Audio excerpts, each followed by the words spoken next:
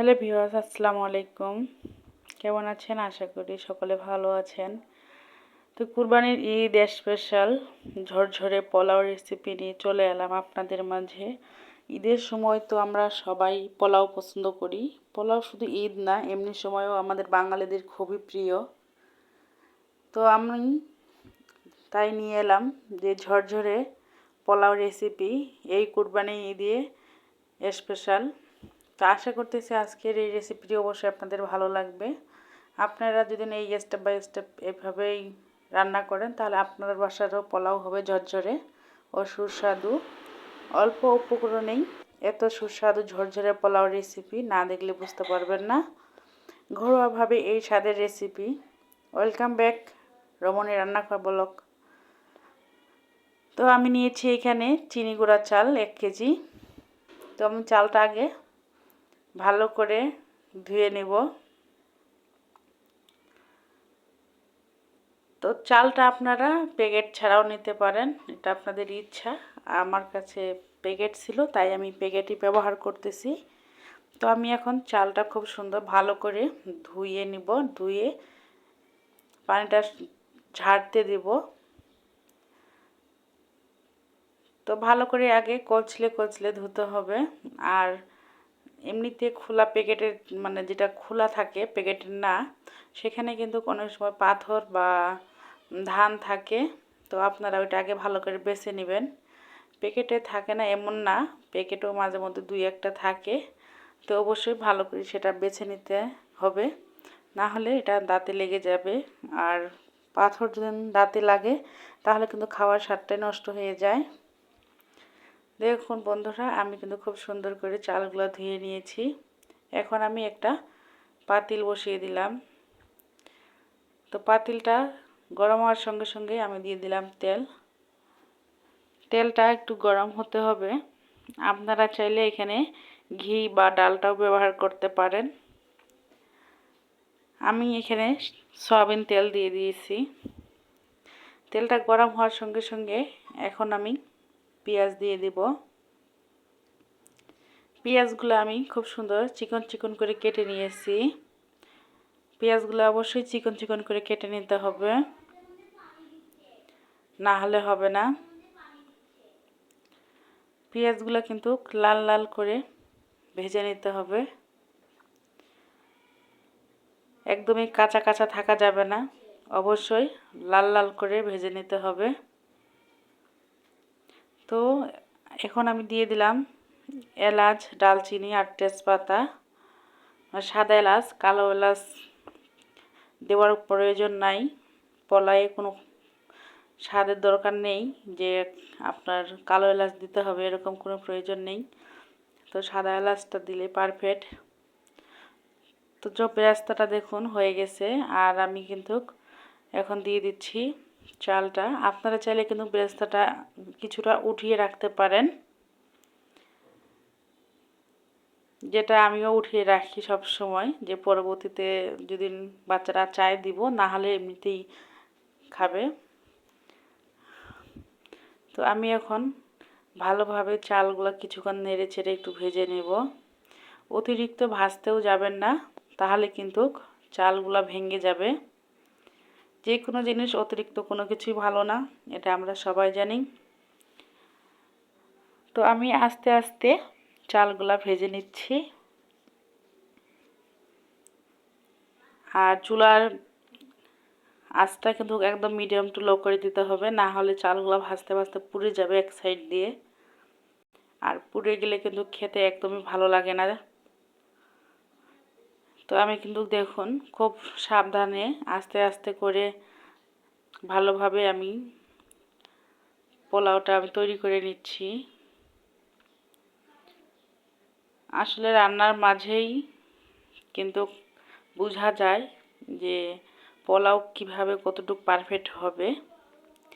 আর আপনারা যদি মানে মাপ না জানেন তাহলে একটা কাজ করবেন, সেটি হলো একটা পট নেবেন, পটে চালটা মাপে নেবেন।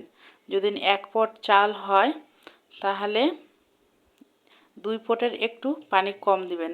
2 পট পানি একদম সমান সমান দিলে কিন্তু একটু নরম হতে পারে। তো আপনার একটু পরিমাণ কম দিবেন।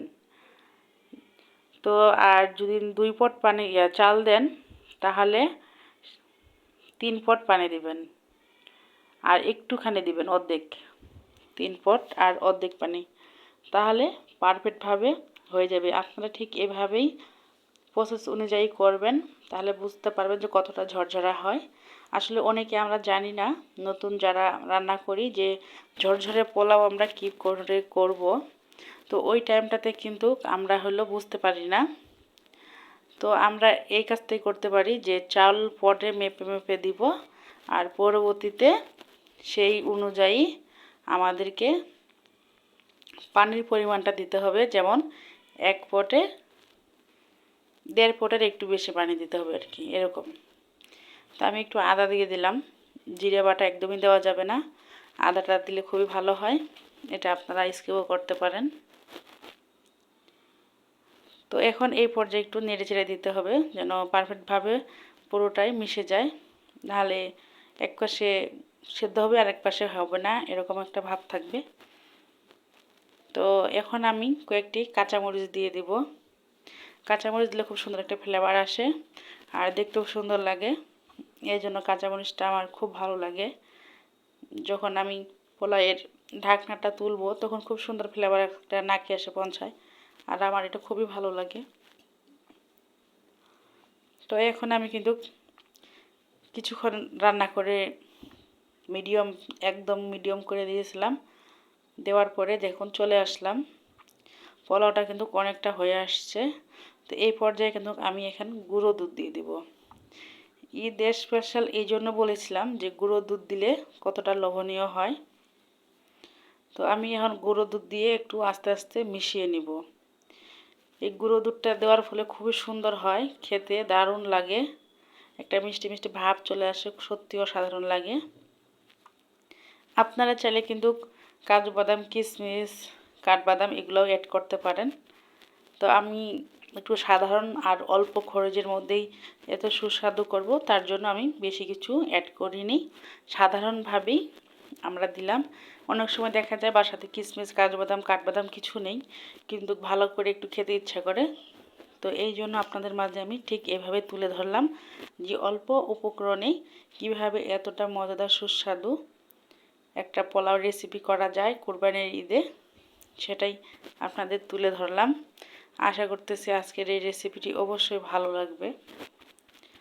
তো দেখুন আমি কিন্তু অল্প অল্প করে দিয়ে খুব সুন্দরভাবে মিশিয়ে নিয়েছি, আর পোলাওটা দেখে বুঝতে পারতেছেন কতটা ঝরঝরে, একদমই কিন্তু একটার সঙ্গে একটা লেগে যাচ্ছে না। তো আমি কিন্তু পুরোটাই ভালোভাবে দুধগুলো দিয়ে মিশিয়ে নেওয়ার পরে আর বাকি যে দুধটুক থাকবে আমি কিন্তু উপর দিয়ে এটা খুব সুন্দর করে দিয়ে দিচ্ছি। মানে এতটা সুন্দর লাগে, আপনারা না করলে বুঝতে পারবেন না। এই গুঁড়ো দুধ দেওয়ার ফলে একটা ছানা ছানা ভাব চলে আসে, আর এটাতে খুব সুন্দর লাগে। আর এখন আমি দিয়ে দিব মোস্ট ঘি। এই ঘি দেওয়ার জন্য খুবই সুন্দর ভালো লাগবে, আর খুব সুন্দর একটা গ্রান্ট আসবে। আপনারা অবশ্যই ঘিটা দেওয়ার চেষ্টা করবেন, তাহলে কিন্তু খুবই ভালো লাগবে। যাদের বাসায় ঘি নাই তা তো আর করার কিছু নাই, কিন্তু অবশ্যই ঘি দিয়ে একটা ট্রাই করবেন, তাহলে কিন্তু খুবই ভালো লাগবে। আমি কিন্তু ঘিটা দিয়ে দিচ্ছি উপর দিয়ে খুব সুন্দরভাবে। তা আপনারা ঠিক এইভাবে দিয়ে দিবেন, আর দেখবেন যে কতটা সুন্দর লোভনীয় হয় এই রেসিপিটি। একবার করলে বারবার অবশ্যই ট্রাই করতে ইচ্ছা করবে যে না আমি আবারও এইভাবে ট্রাই করব।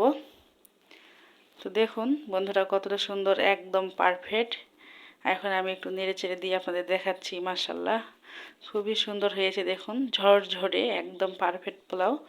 তো এরকম কিন্তু নতুন নতুন রেসিপি অবশ্যই আমি নিয়ে আসব, আর যারা এখনও চ্যানেলটি সাবস্ক্রাইব করেনি অবশ্যই চ্যানেলটি সাবস্ক্রাইব করে নিবে। আর আজকের রেসিপিটি কেমন হয়েছে কমেন্টে জানাতে ভুলবেন না। আর সবার আগে ভিডিও পেতে চাইলে নোটিফিকেশনটি চালু করে রাখতে হবে। এরকম নিত্য নতুন ভিডিও নিয়ে আবারও অবশ্যই আপনাদের মাঝে হাজির হব। তো আজকের রেসিপিটি কেমন হয়েছে কমেন্টে জানাতে ভুলবেন না। নতুন বন্ধুরা অবশ্যই আমার চ্যানেলটি সাবস্ক্রাইব করে পাশে থাকবেন, আশা করতেছি। আপনাদের ভালোবাসায় এগিয়ে যাব, আপনাদের সুন্দর সুন্দর কমেন্টে আমাকে অনুপ্রেরণা জাগায়। আজকের মতো বিদায় নিচ্ছি। আল্লাহ হাফেজ। আসসালামু আলাইকুম এভরিওয়ান।